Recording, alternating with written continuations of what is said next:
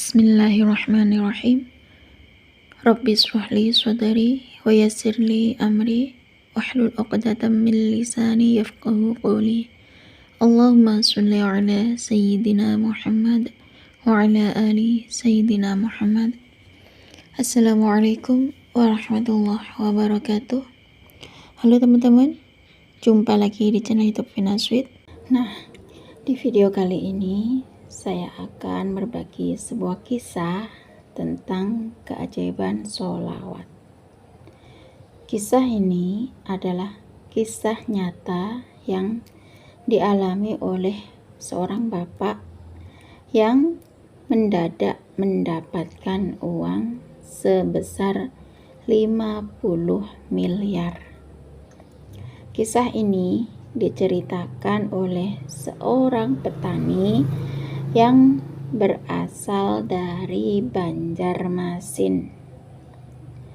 Banjarmasin adalah salah satu kota yang berada di Kalimantan Selatan ya teman-teman, yang dimana Banjarmasin itu terkenal sebagai kota sholawat. Karena kayaknya orang yang mengamalkan sholawat di kota Banjarmasin ini, beliau itu adalah seorang petani ya teman-teman. Salah satu seorang petani yang orang itu istiqomah mengamalkan atau mendawamkan sholawat setiap harinya. Kehidupan beliau itu amat sederhana seperti petani desa pada umumnya ya teman-teman. Seorang petani ini tinggal bersama istrinya. Suatu hari suami istri itu melamun. Lalu sang suami itu berkata ya teman-teman, pengen ya bu naik haji, gitu ya teman-teman. Kemudian sang istri pun menjawab, aduh pak, pergi haji, rezeki dari mana? Makan nasi aja kita jarang pak, gitu ya teman-teman. Tidak setiap hari kita bisa makan nasi. Terus lalu suaminya itu pun menjawab, insya Allah bu, berkat sholawat kepada baginda Nabi Muhammad SAW. Sang istri pun menjawab, sudahlah pak, pahala sholawat lebih baik diminta di akhirat aja, gak usah diminta di dunia, gitu kata si istri. Kemudian si bapak petani pun menjawab, ya iya, berkas dikit lah bu,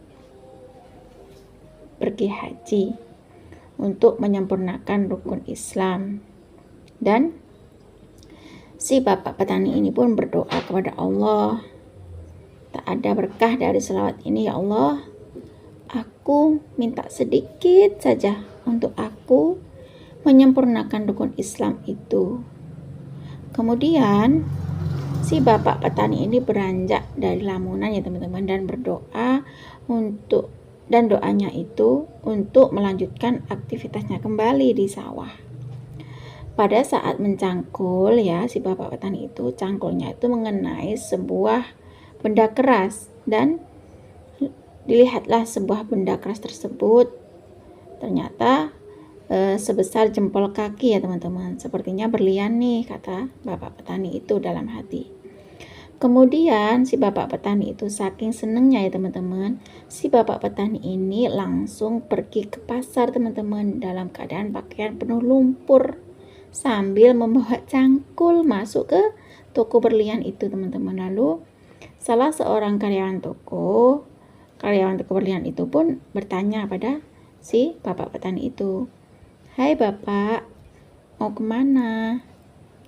Kalau mau beli cangkul di sebelah sana ya pak, bukan di sini. Ini toko berlian, itu ucapnya pegawai berlian tersebut ya teman-teman. Lalu bapak petani itu pun menjawab, saya mau tanya, ini laku tidak?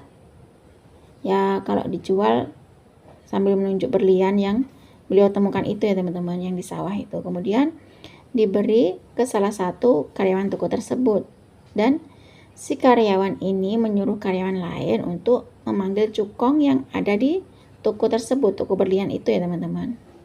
Lalu Sang cukong bertanya kepada bapak petani ini tadi, "Pak, mau dibeli harga berapa ini, Pak?"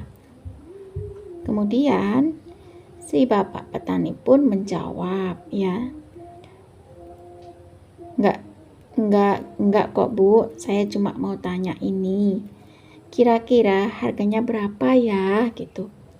Lalu si cukong pun menjawab, ya teman-teman, menjawab gini, "Mau diminta berapa, Pak? Kami bayar berapapun." Nah, kemudian si bapak petani itu pun menjawab, "Enggak, berapa kira-kira harganya, Bu?" Gitu ya, katanya si bapak petani itu. Lalu si cukong itu berkata, "Pak, Bapak mintanya tuh berapa?" gitu. Bapak petani itu pun menjawab lagi, "Kira-kira kalau untuk pergi haji cukup nggak ya?" Gitu. Terus si cukong pun menjawab, ya, "Bapak, ini harganya 50 miliar. Bisa untuk naik haji 1000 orang, Pak." Lalu si petani itu pun kaget, ya teman-teman, dan berkata, enggak, saya enggak mau uang segitu. Saya cuma mau pergi haji saja bersama istri," gitu kata si bapak petani itu ya tadi, ya teman-teman. Subhanallah. Ini kisah nyata, ya teman-teman, kisah kedahsyatan sholawat, keberkahan baginda Nabi Muhammad SAW. Semua yang ada di dunia ini adalah milik Allah Ta'ala, ya teman-teman. Dan Allah milik orang bersolawat kepada baginda Nabi Muhammad SAW. Nah, marilah teman-teman kita bersolawat kepada baginda Nabi Muhammad SAW. Dan untuk kita yang punya hajat besar, yang mungkin teman-teman lagi banyak terlilit hutang, ekonominya lagi jomplang, ya, keuangannya lagi seret, yang jodohnya tak kunjung datang, ya teman-teman, pengen punya keturunan, pengen move on dari pacar gitu ya, pengen sembuh dari sakit, pengen punya rumah, ya, pengen umroh ataupun haji, ya teman-teman, bersama kedua orang tua ataupun bersama suami, ya, ataupun pergi haji bersama keluarga lah, ya, ataupun lelah dihina dan diremehkan orang gitu ya. Barangkali ada anaknya yang nakal nih, pengen anaknya jadi lebih baik, pengen jadi anak yang soleh-soleha gitu ya, yang rumah tangganya berantakan, pengen harmonis, sakinah, mawaddah, warahmah. Yuk teman-teman, istiqomahkan membaca sholawat, ya. Usahakan minimal satu hari itu 1000 kali, ya. Mau baca sholawat apapun boleh, ya teman-teman. Mau baca sholawat Jibril yang sallallahu alaihi Muhammad tuh boleh. Baca sholawat syajaratul nukut yang Allahumma sholli ala Sayyidina Muhammad wa ala ali Sayyidina Muhammad itu juga boleh, ya. Mau dibaca berapa aja boleh, minimal tuh 400 kali, ya. Atau mau baca sholawat munjiat ya Allahumma sholli ala Sayyidina Muhammadin sholatan tunjina biha min jamil ahwali wal afat, dan seterusnya, ya, diteruskan sendiri, ya teman-teman. Atau mau baca sholawat naria pun juga boleh, ya teman-teman. Nah, sholawat apapun itu bagus, ya teman-teman, insya Allah menjadi berkah untuk kita semua. Lalu bagaimana kalau kita ini membaca sholawatnya itu lebih banyak, Kak? Misalnya baca sholawat Jibril 5000 kali, baca sholawat munjiat 1000 kali, atau baca sholawat syajaratul nukut 1500 kali, bahkan lebih dari itu dalam setiap harinya. Nah, ingat, ya teman-teman, jika satu sholawat saja Allah balas dengan 10 kebaikan, 10 rahmat, 10 ampunan.